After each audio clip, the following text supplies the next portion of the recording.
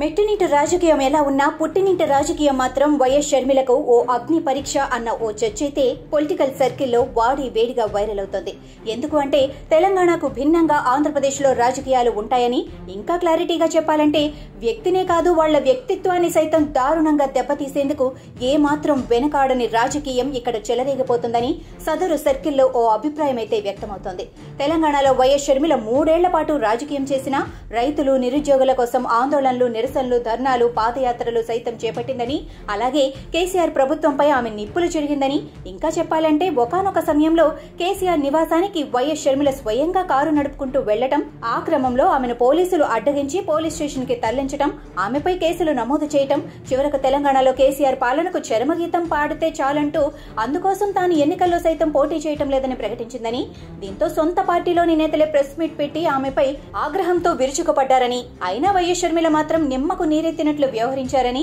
ఇక కేసీఆర్ కేబినెట్ లో ఓ మంత్రి అయితే వైఎస్ షర్మిలను మంగళవారం మరదలంటూ అభివర్ణించారని, అంతేకాని కేసీఆర్ పార్టీలోని మరొకరు వైఎస్ షర్మిలను టార్గెట్ అయితే చేయలేదని, ఓవేళ టార్గెట్ చేసి విమర్శించినా జస్ట్ లైట్ గా ఆమెను విమర్శించి వదిలిపెట్టారని, కానీ ఆంధ్రప్రదేశ్లో అలా కాదని అధికార జగన్ పార్టీ తన రాజకీయ ప్రత్యర్థులను ఇటు మీడియాలో అటు సోషల్ మీడియాలో ఓ రేంజ్లో ఫుట్బాల్ ఆడుకుంటుందని, అందుకు ఫ్యాన్ పార్టీ అధికారంలోకి వచ్చిన తర్వాత వైఎస్ జగన్ ముఖ్యమంత్రి అయిన తర్వాత ఆ పార్టీలోని పలువురు కీలక నేతలు టీడీపీ జాతీయ అధినేత చంద్రబాబు, ఆ పార్టీ జాతీయ ప్రధాన కార్యదర్శి నారా లోకేష్, జనసేన పార్టీ అధ్యక్షుడు పవన్ కళ్యాణ్ పైనే కాకుండా వాళ్ల ఫ్యామిలీల పైన కూడా తీవ్ర స్థాయిలో విరుచుకుపడ్డారని, అలాంటిది రాష్ట్రంలో కొత్తగా పార్టీ అధ్యక్ష బాధ్యతలు, అది కూడా సోదరుడు ముఖ్యమంత్రి వైఎస్ జగన్ కలలో సైతం తీవ్రంగా వ్యతిరేకించే పార్టీ బాధ్యతలు వైఎస్ షర్మిల తన భుజస్కంధాలపై మోయనున్న వేళ ఆ జగన్ ఎన్కో ఆమెను ఓ ఆట ఆడుకోకుండా వదులుతుందా అన్న ఓ సంశయం అయితే పొలిటికల్ సర్కిల్లో హాట్ గా హీట్ గా వైరల్ అవుతోంది.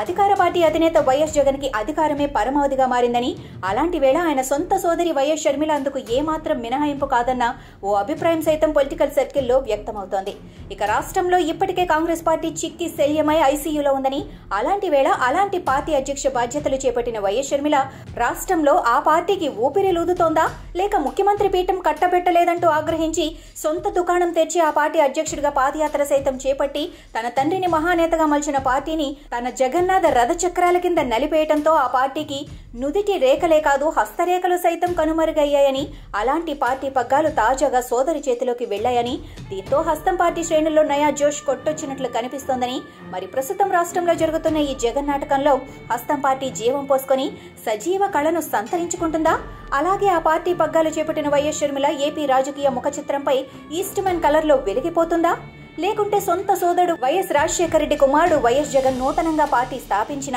చాలా కాలం రాజకీయ జీవితాన్ని ప్రసాదించిన హస్తం పార్టీనే పట్టుకుని వేలాడిన సొంత చిన్నాన్న డాక్టర్ వైఎస్ వివేకానందరెడ్డి మార్గాన్ని వైఎస్ షర్మిల సైతం అనుసరిస్తుందా అన్న సందేహాలు సైతం పొలిటికల్ సర్కిల్లో వైరల్ అవుతున్నాయి.